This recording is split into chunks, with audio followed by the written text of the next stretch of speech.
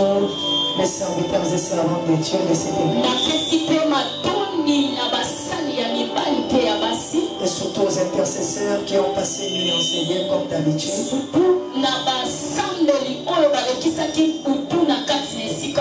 tout cas, c'était très bien. Oui. Voilà. Faites ça même de l'autre côté comme ça.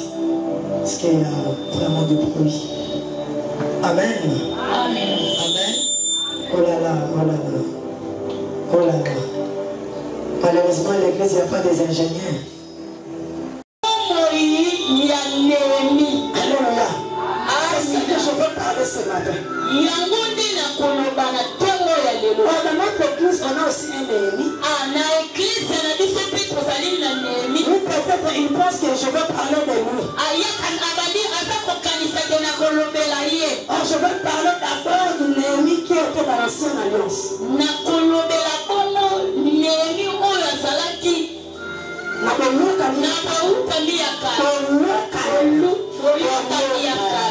Amen. Comprenez vraiment mon interprète. C'est une fille de la maison, alors quand elle se bat comme ça, il faut l'encourager. Amen. Amen. La fille de Néhémie. Qui était Néhémie? Quelles sont les réalités que Néhémie a rencontrées? Quelles sont les choses que l'Éternel a fait dans la vie de Néhémie? Quelle leçon nous pouvons tirer ce matin au travers de Néhémie? Je vais parler seulement pendant quelques minutes. Parce que la modératrice m'a déjà donné, en tout cas ici il est 11h40. Je ne sais pas où commencer ou finir. Mais je serai au moins rapide. Néhémie chapitre 1, le verset 1 jusqu'à 7. Ouvrons nos Bibles. Néhémie chapitre 1, le verset 1 jusqu'à 7. La modératrice va lire, pardon, l'interprète va lire. L'invente pour honorer la parole de Dieu. La Bible nous dit ceci. Néhémie restait dans le pays qu'on appelle Jérusalem. Néhémie était un enfant qui était sorti d'un père et d'une mère. Comme nous autres qui sommes en Seigneur. De la même manière aussi que Néhémie était. Alors en réalité, ça arrivait à un moment. Néhémie a pris la décision de quitter dans son pays. Elle appelait Jérusalem. Et d'aller séjourner dans un pays qu'on appelle le Babylone. Alléluia. Amen. Alléluia. Amen. La Bible nous dit ceci. Il y avait eu des réalités dans le pays de Jérusalem. On peut appeler clairement la ville de Jérusalem.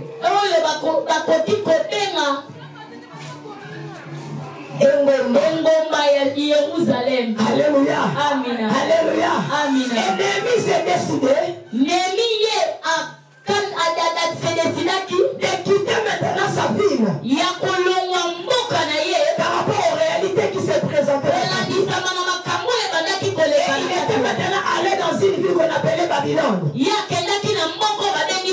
Arrivé là-bas à Babylone, Néhémie n'avait personne. Il n'avait aucune relation là-bas. Même pas un ami ou une amie qui séjournait à Babylone. Alors Néhémie s'est sorti seul dans une ville étrangère. Il y avait beaucoup de personnes qui étaient arrivées dans le pays de Babylone. Les hommes comme les femmes. Mais en réalité, la grâce de Dieu s'est répandue sur la vie de Néhémie. La Bible nous explicite ceci. Que Néhémie maintenant est venu venu chercher le travail auprès du roi.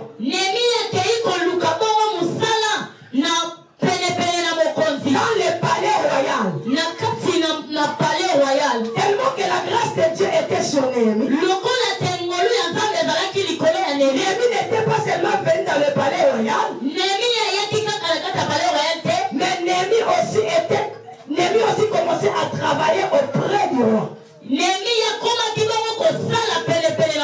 C'est lui qu'on appelle les chansons. Les chansons, tu connais les chansons? Maman. On peut dire les chansons ou les chansonniers. Qui connaît? Qui connaît les chansons ou les chansonniers? Aïe. C'est lui qui sert de la boisson au roi. Alléluia. Amen. Alléluia. Amen. C'est lui là qu'on appelle les chansons. Oyo apesaka masanga emai si ebe mokonzi.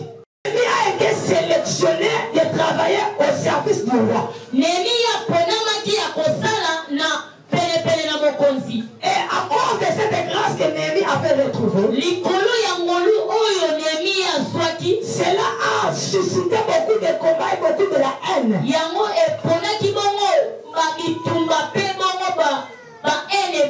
Oh, Néhémie avait une mission accomplie. A commencé d'abord dans le palais royal et aussi au peuple de Dieu qu'on appelle Israël.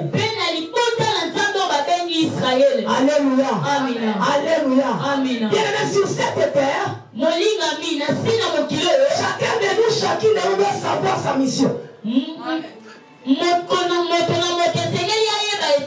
Chacun de nous, chacune doit connaître réellement sa mission. Seulement si tu connais ta mission, tu resteras focalisé à ce que Dieu a fait. Alléluia. Alléluia. Alléluia. À cause de la mission que Dieu avait donnée à Néhémie, l'Éternel devait maintenant changer le nom de Néhémie. Bien-aimé dans le Seigneur, tu ne peux pas commencer ta mission si seulement tu as toujours ce nom-là.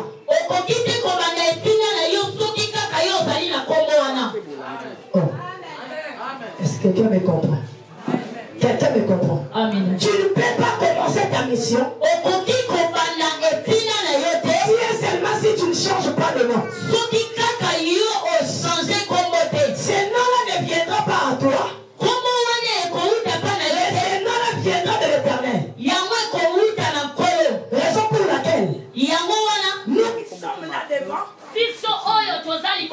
L'Éternel aussi nous a changé les noms. Le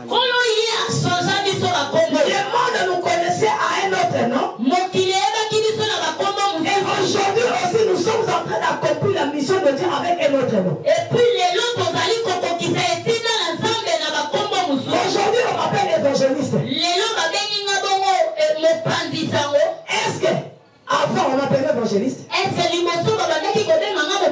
Alléluia. Aujourd'hui on m'appelle maman.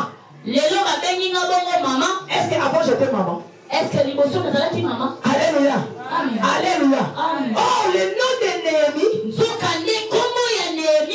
dire tout simplement l'Éternel a consolé. Donne-moi un amen. Donne-moi un amen.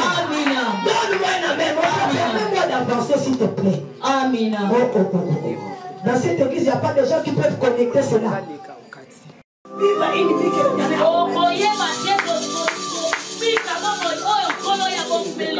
Alléluia. Alléluia. Amen. Je ne comprends pas ce matin. Je vais appeler Abraham. Abraham nous dira ceci. Avant que l'Éternel puisse lui donner la promesse. L'Éternel a dit à Abraham. Va-t'en. Quitte ton pays. La patrie. La maison de ton père. Va dans le pays auquel je t'ai montré. Et lorsque Abraham sortit de la maison de son père. C'est par là maintenant qu'Abraham a rencontré ce que l'Éternel lui avait promis.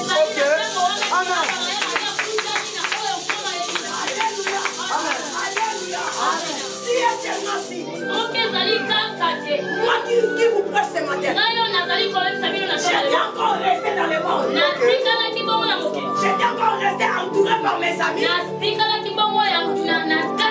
En train de prendre des boissons, des whisky, des chicha, des biamba, des cigarettes. Mais aujourd'hui, je ne lève pas vous prêcher ce matin.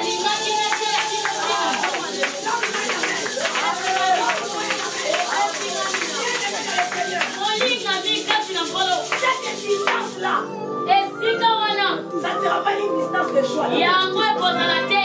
Tu vas d'abord rencontrer des problèmes, des réalités, des souffrances. Les gens vont te persécuter.